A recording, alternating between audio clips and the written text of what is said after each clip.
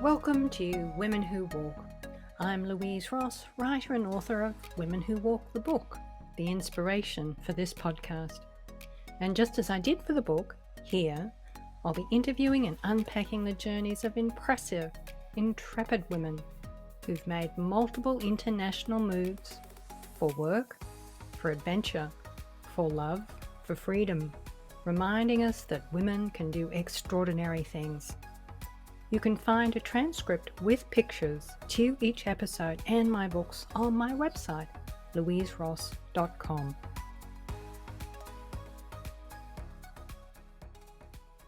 Hello listeners, welcome to episode 26 of Women Who Walk. My guest today is Anna Ghiban. Anna was born in 1998 in Bucharest, Romania, where her parents worked in the textile industry. In the post-communist era, many foreign companies set up in Romania offering increased opportunities for local workers, including Anna's parents, who were ultimately offered contracts in the textile industry in India. The family relocated to Delhi when Anna was 9, and there she attended an international American school. 3 years later, the family moved again, this time to Dhaka, Bangladesh, and a couple of years later, when she was 14, they moved to Colombo, Sri Lanka. All the while, Anna attended international schools with other kids from around the world. At 16, the family made their final move within Asia, this time to Shanghai, China, where Anna graduated high school, before relocating independently to The Hague for her undergraduate studies. She chose a liberal arts degree with a focus on global challenges. Her decision was in part motivated by her desire for a globally oriented English education and also due to her experiences growing up in Asia. In 2020, she moved to Amsterdam to pursue a master's degree in international development studies, which she's currently finishing. As part of her graduate thesis fieldwork, she spent 3 months in rural Transylvania with a Dutch-American family, interviewing Romanians, Hungarians, and foreigner farmers living in the region. Her family remains in China, and due to the ongoing restrictive COVID lockdown there, she hasn't seen her parents in more than 2 years. She's hopeful they'll be reunited this summer back in Bucharest. As a result of her education in Asia, mostly at American schools, you'll notice Anna's accent is a fusion of her mother tongue, Romanian, and the linguistic influences of attending international schools. As a result, listening to Anna, it would be easy to mistake her for a 20-something American. I met Anna via Families in Global Transition's 2022 virtual conference. She's one of several young women I'll be interviewing who I met at the conference. FIGT is a great resource for individuals, families, and anyone leading a globally mobile life. Their website, if you're interested to know more, is figt.org.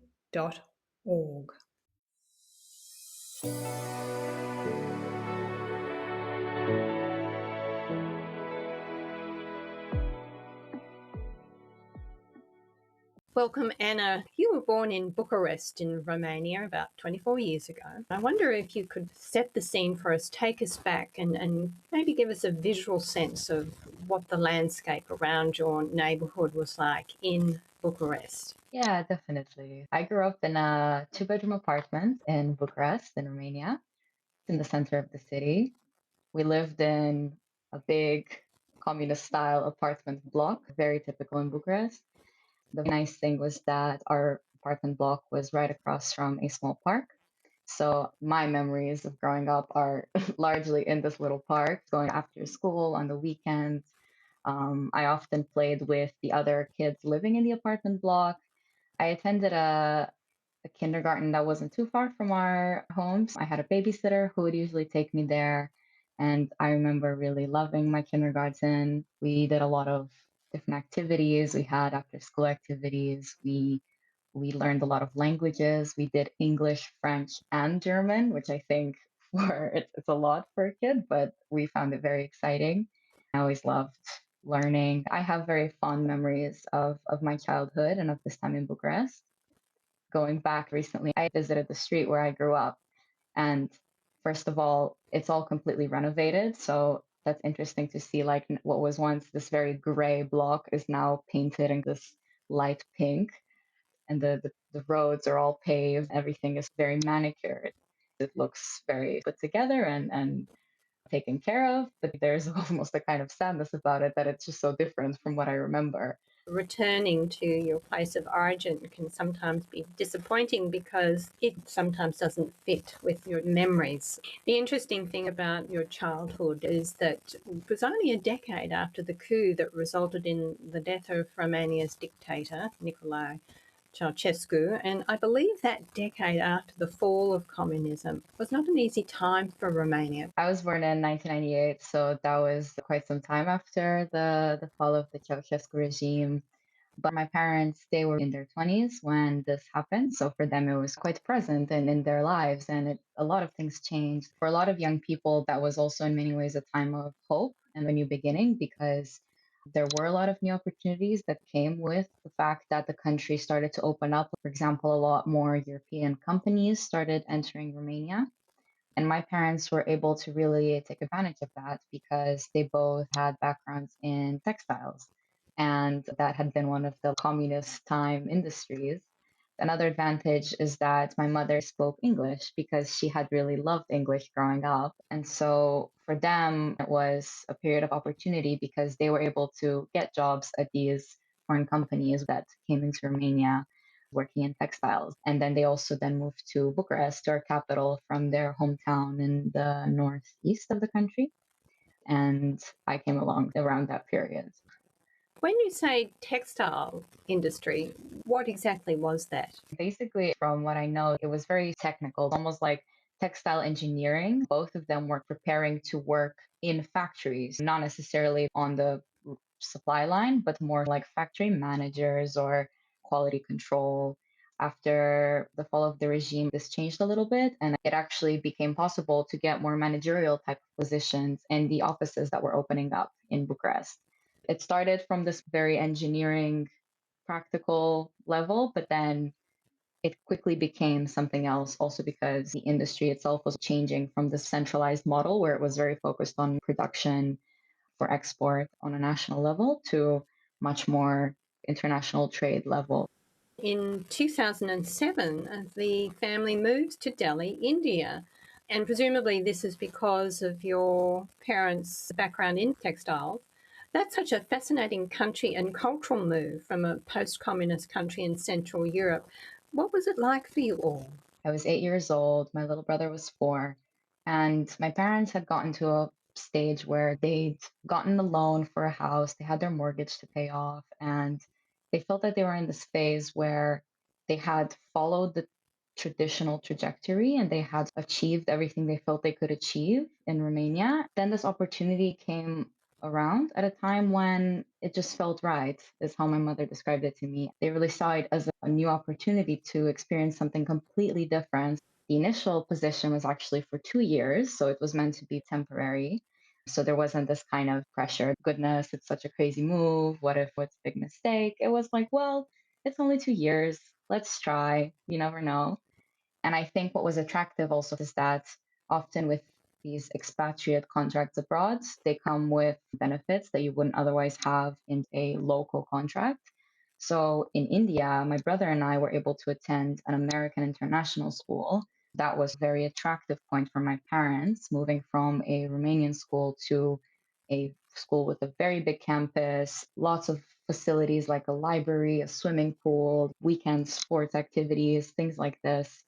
I remember the first time I ever saw that school, I was just in love. I was running all over the playground, um, multiple playgrounds, all kinds of rocks and things to play around. And I think realizing that also the quality of life would really change for us and that the experience overall would be very valuable. It really sounds like it. But then the family moves again, and this time to Bangladesh. Was this challenging, given that the move to Delhi was positive and you integrate into the American school, and it was a wonderful experience. In some ways, yes, it was sad for me to move away again, but then there was another opportunity, and we decided to keep living abroad. And I was sad to leave the friends I'd made. I really felt like I belonged in this community in India, but I was also excited for a new chapter. One thing that was interesting was that because we were in the South Asian network of international schools, I already knew about the school I was moving to because they were in the same sports competitions as my school in Delhi. So I knew I was gonna go from being in the Falcons to being in the Tigers, and that for me was exciting. And even the first year living in Dhaka, I got to travel back to Delhi for track and field and to represent Tigers. That for me was quite interesting because what you described earlier about how for internationals to go back to a place they've lived, it can sometimes be a little bit disappointing because it's never as you remember it, or that nostalgia is often disrupted by the reality. And so that also happened where I stayed with an old friend, and we were by then 10, 11, and we realized our friendship had changed or we had changed. And that was also interesting for me to feel at that age. The transition itself to the new school was also a bit less drastic just because it was another American school. So by then I was used to speaking and learning in English. I was quite comfortable in this environment. I remember having a really nice time because Dhaka was a unique place. The city itself and in general, Bangladesh can be a very overwhelming city. There's a lot of people, there's a lot of commotion. The expat community in Dhaka is quite small and it's quite concentrated. Everybody you know goes to your school and you would then meet up in the weekends as well. It was a very tight knit community. I had a very tight knit group of friends. My parents also had a tight knit group of friends. Socially, it was a very, very nice place to live. Have you heard of the term expat bubble? Yeah. Yeah, Do you feel that that was part of this period of your life, moving in kind of an expat bubble? definitely. I think these expat bubbles are interesting because, on one hand, they exist out of the need for community, for being around like-minded people, people who you feel you can connect to, you resonate with in a very different environment, in a different culture. And for us as a family, these expat bubbles were really nice because they offered a sense of comfort. If you are a new expat family, you know you can talk to other expat families who are already there and get tips for things like where to buy certain groceries. Simple things like that, which sometimes in a place like Dhaka, it's not necessarily as obvious as you might think. That's the positive side of it. But then I think, especially growing up and looking back, I've definitely come to be also a bit critical of these expat bubbles, especially because often they become very sheltered, privileged communities that isolate themselves from the local community and from local people. A lot of the activities take place within the four walls of the school, let's say, or within like weekend clubs where the expats would meet up and hang out. That does create that nice community feeling. On the other hand, I feel like it does create this parallel life in these places. It's interesting now for me to reflect on the effect that might have had on my perception of when you live in a place and you're different, that it's maybe normal to just be separate and not interact so much in this local community. That's something I've been reflecting about a lot over time, much more so now as an adult. The one thing it did provide is, despite the moves, and you made another move after this, or a couple of moves, there was a sense of continuity for you, which I think is really important for a teenager. You talked about returning to Delhi to play sports and reconnecting with some of your former classmates and so on. And this was actually very positive for you as a teen. The continuity of the American school kept you connected. Yeah, definitely. I think throughout all our moves and in all my schools that I attended, there's definitely a red thread of the school cultures, despite them being in very different places and not always being like American schools. Um, they always had some things in common. So they were all English speaking schools. The teachers were all from Anglophone countries. And the students themselves, not only were they all fluent in English and spoke it cursively just amongst friends and so on, but there was also this, what I've come to learn is a type of Western cultural capital that we all kind of possessed because we were receiving our education in this context and not just literally through the textbooks, but also our, for example, media exposure. We were mainly exposed to American slash Western European media. And that was something that, regardless of whether I was living in Dhaka, Bangladesh, or in Colombo, Sri Lanka, my peers and I had access to the same kind of media. And that's something the internet age made possible. So I very much recognize that in a way, these school environments and this culture that was created at these schools, um, it definitely fostered some kind of continuity for me that I think made it also easier to adjust to the new school because I knew what to expect. And in a way, I already fit in before even having to think about it. And How do you think that that experience has informed your young adulthood? You've grown up during a period where the World Wide Web has exposed you to a global community that is so vastly different from the environment in which your parents grew up. How do you think that that's impacted your young adulthood as you now are studying back in Europe? what first comes to mind when thinking about this is that I don't necessarily think that, especially in this discussion of how the internet has facilitated this worldliness, let's say for me, I actually don't think that living abroad necessarily had that much of a role to play in that specific aspect, just because when I'm now at university in Europe, in the Netherlands, I have peers who here in the Netherlands, perhaps they're international, so they've moved here from a different country to attend university, but they didn't have this mobile upbringing in lots of different countries like I did.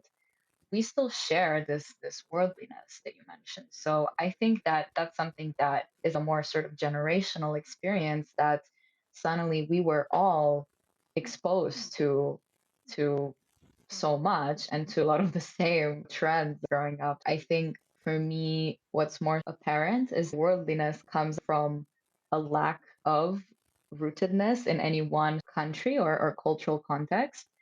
Also, in this university context, what I've noted is that a lot of my peers have a very secure sense of where they're from and of identity. So if they come from Germany, they understand exactly what people are like in Germany, what German politics is like, very specific cultural nuances that you only really gain growing up in that place all your life.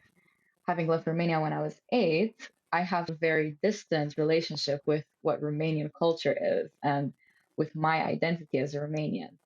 In that sense, my self awareness as someone who's globally mobile, who doesn't have any one national identity that's very fixed, I think that made me much more aware of of this worldliness than specific exposure to different cultures and influences. I imagine then that the friends that you resonate with are other young adults like yourself who've had international lives, who are quite worldly and sophisticated. Yes and no. That's been an interesting thing to discover as well. That's what one would expect when I meet someone who is a third culture kid, which is a term we sometimes use to describe children who've grown up abroad in a country that is not their own or that of their parents. There is a sense of mutual understanding on a fundamental level where some things just do not need to be explained. For example, this insecurity around the idea of home and of identity. When I meet somebody else who grew up also in a lot of different countries, I can immediately understand that they also have a very tricky relationship with their home. So that's not something then that needs to be explained. Whereas when I talk to somebody who isn't familiar with what growing up this way is like, then that's something I have to explain. And so, in that sense, it is kind of nice to feel immediately understood by somebody who can relate. But on the other hand, I think because of what we've been discussing, this sense of it, a more universal culture or this dominant English speaking culture that we share as young people, at least here in Europe and in Amsterdam specifically. I definitely feel that I can get along with a vast array of people from different countries and contexts. More recently, I've made very good friends with some Polish people living here in the Netherlands who have their Eastern European background, which I also, in a way, still resonate with. But then they also have this Western cultural capital mindset that I much more familiar with. And so that for me has been an even more relatable experience to meet people who I can relate to on both sides. I want to go back a little because we've been talking quite a bit about Western culture and so on, and you and your family were still back in Asia during your teen years. And one of the last country moves was to Shanghai. And I was actually in Shanghai at the same time I think you were in 2014, and I found it extraordinary because it was this combination of old China meets futurist China, and nobody spoke English then. It was kind of overwhelming. What were your experiences like? Were you in the international school system, American school system? I moved to Shanghai when I was 15 years old. This was where I finished high school. We moved away from where we've been living in South Asia for the last 7 years. To a place that was very cosmopolitan, highly modernized, highly technologically advanced city. Until that point, we've been living in places that were considered less developed than Romania. Flying home to Romania every summer, we were able to appreciate a lot of what Romania did have to offer. So each summer you were going back to Romania, back to your Indeed. roots. Yeah. Yeah. We still have our house there where my grandmother still lives. The physical home, I think, was very important for us to be able to go back to. And it grounds you, doesn't it? It grounds you in your heritage. In a way, yes. It's a bit more complicated than that, especially when I was younger. There was a lot of joy associated with spending summer in Romania. It was very idyllic, grandchildren visiting the grandparents, and they were cooking for us, and they were so happy to have us there and spoiling us. Growing up, it was a little bit different because I realized I almost expected this from Romania. For the first few days, it would be very exciting and special to be back. And quickly, I would realize that I don't really feel that at home there anymore. It's a familiar house and familiar streets, but I don't have friends in Bucharest that I can spend time with. And a lot of things going on the TV, I'm not really up to date with all that. So I think there was also sometimes a sense of disappointment and of almost inadequacy, like not really being able to match up to being fully Romanian and feeling that this is my home. And I would be ready to go back to wherever we were living at that time. Mm-hmm. I see. Well, let's go back to Shanghai then. Moving to Shanghai for me was exciting because I was really excited to live in a place where I could be a little bit more independent. That had been tricky for me growing up because my parents didn't feel it was safe for me to be out even just with friends on my own. I just have to interject. How could you be independent in Shanghai, a city of 24 million people?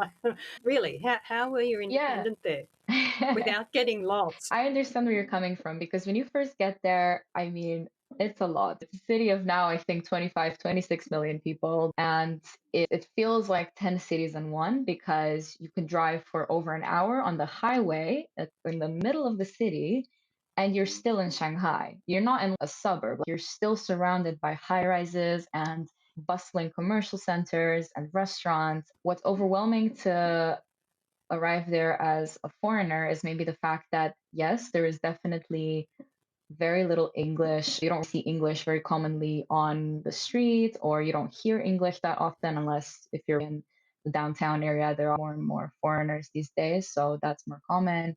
But I think what's true about Shanghai specifically, and I think China in general in these big cities, it is a relatively safe place because it is a controlled society. If you walk on the streets, for example, you do feel quite safe. And traffic laws are very much respected because there's a lot of CCTV cameras that are able to catch even slightest mistakes if you, for example, cross on red. There's a bit of a learning curve when you first arrive, and you have to kind of figure out, okay, how does the metro work? Which app do I need to download to have access to the metro? Um, how do I take the bus? Once you get to that step, it's really very accessible and a very friendly city to be in because it's very well connected. There's a lot to do as well. So for a young person living there, you can go out for food, you can go to the mall. There's tons of cool restaurants. It sounds to me what you're talking about is not what was happening in 2014. I don't remember anything like what you're talking about. So, is this the experience you have now when you go back to see your parents? Yeah, There? so I do think it's gotten even more advanced over time. For example, now there's this WeChat is the sort of main messaging service in China. You can use it to order a cab, you can use it to order food. You have your life at your fingertips. In that sense, things have also changed a lot in the last 10 or so years. Since the pandemic, I haven't been back because the country has been very restricted with its travel. My parents also haven't been able to leave the country. Hopefully, that's going to change this summer.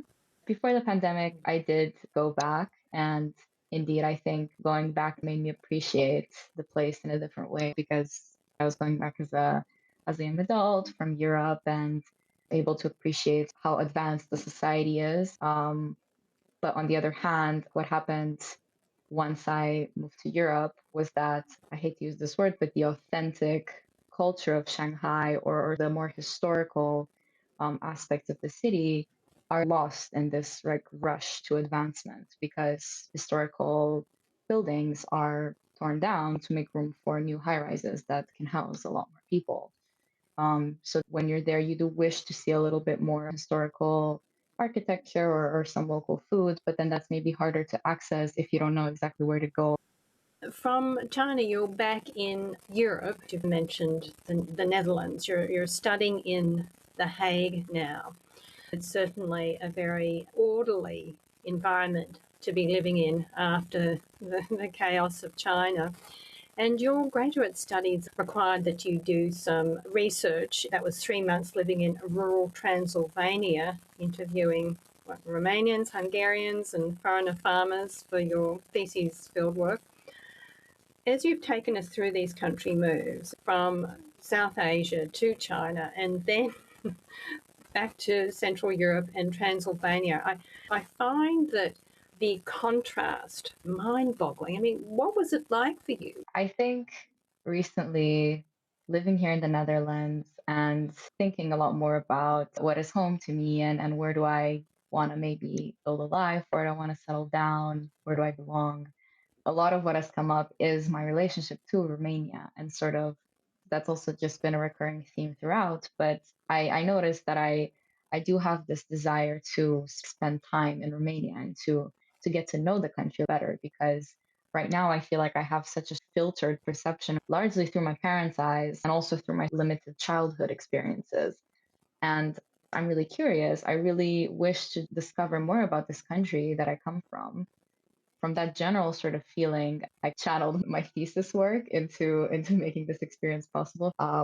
I am not from Transylvania. My family is actually from the Moldova region. A few years ago, traveled to Transylvania on a holiday. It was like a 1 week tour and it was beautiful. We absolutely loved it, or at least I did. The region is really special because it's got amazing natural beauty with the Carpathian Mountains, with waterfalls and amazing forests and wildlife. And on top of that, you've got the cultural heritage. Transylvania used to be a part of the Austro Hungarian Empire. And before that time, there have been Hungarians living in this region and also German Saxons.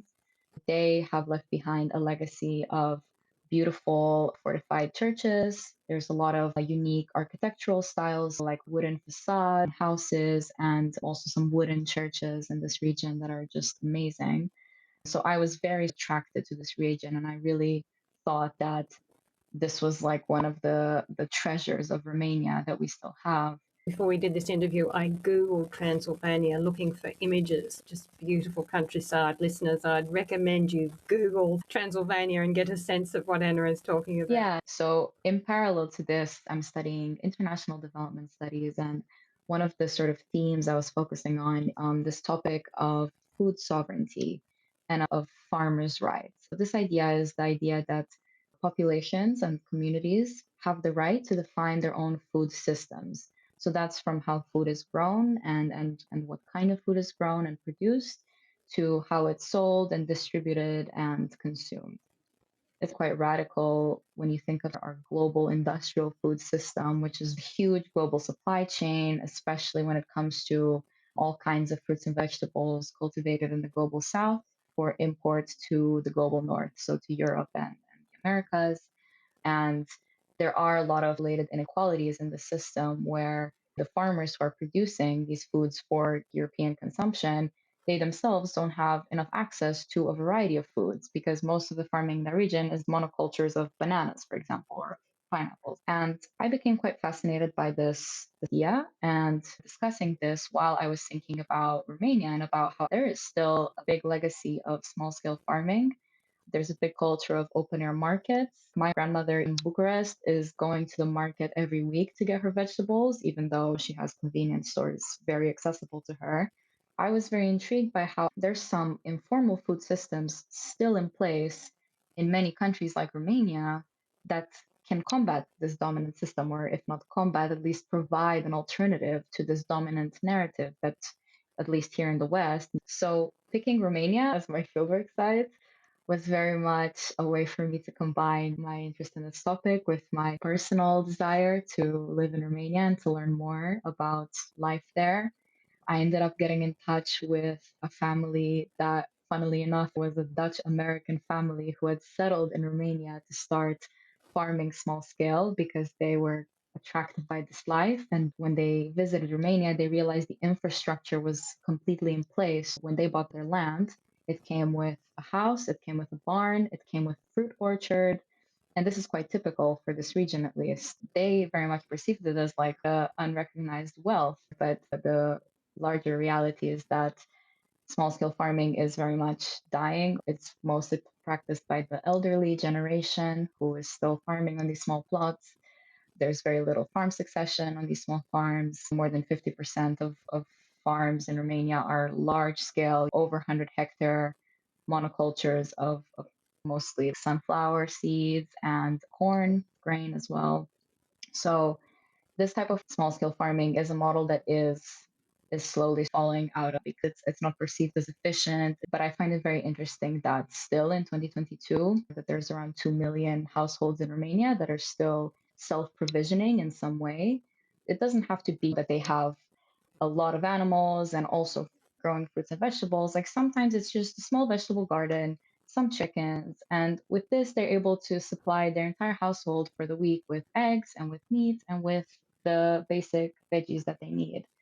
Having grown up in environments where I was very disconnected, not just from my food, but also from nature in general, because I grew up in big, big cities that were very car dominant and quite polluted. I think this for me is a different kind of homecoming where I'm trying to reground myself almost literally. Like I was really interested in being more connected to land and to food and to seeing where this thing that is a part of my culture, of Romanian culture, which is food provenance and preparation, and there's all this philosophy around the best tomatoes and the best way to prepare the certain preserves.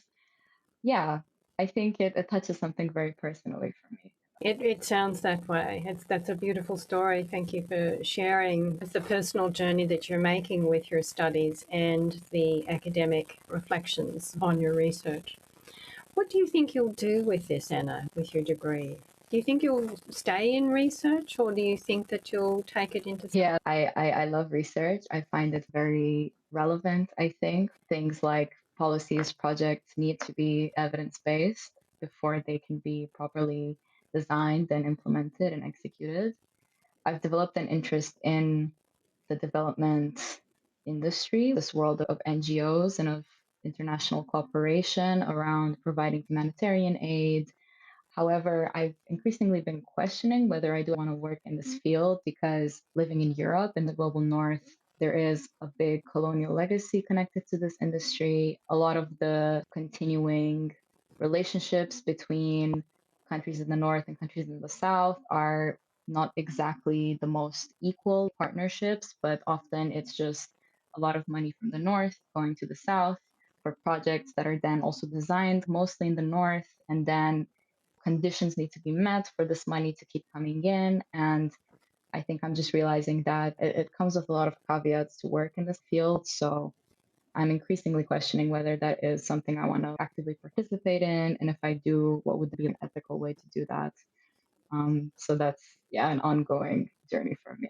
And then do you see yourself staying where you are? Yes and no again. So this is my 5th year living in the Netherlands, and I must say I do feel quite rooted here. I have a lot of friends here that I've made. I really feel that I know the country, I understand of how things work, and I'm trying to learn the language. I could in some ways see myself maybe settling down here. And I very much see how the Netherlands is a wonderful place to raise a family. The education here is really good, and there's a lot of benefits for children. There's very good laws around work home balance and childcare that are advanced and favorable.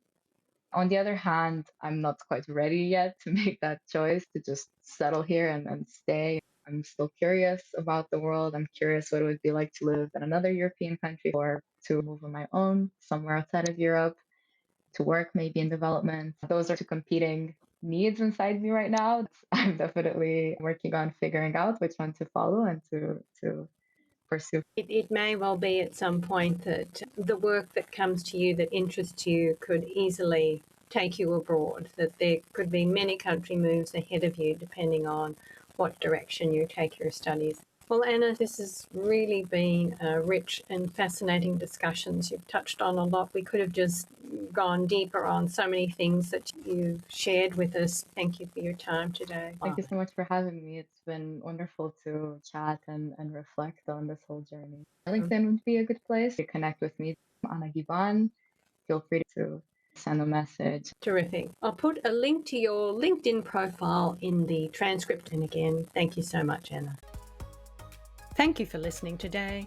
And so you don't miss future episodes with more impressive, intrepid women, do subscribe on your favourite podcast provider or on my YouTube channel, Women Who Walk Podcast. And if you enjoyed this episode, please rate and review Women Who Walk on either Apple or Podchaser. I've linked to them both in the transcript of this episode on my website, louiseross.com.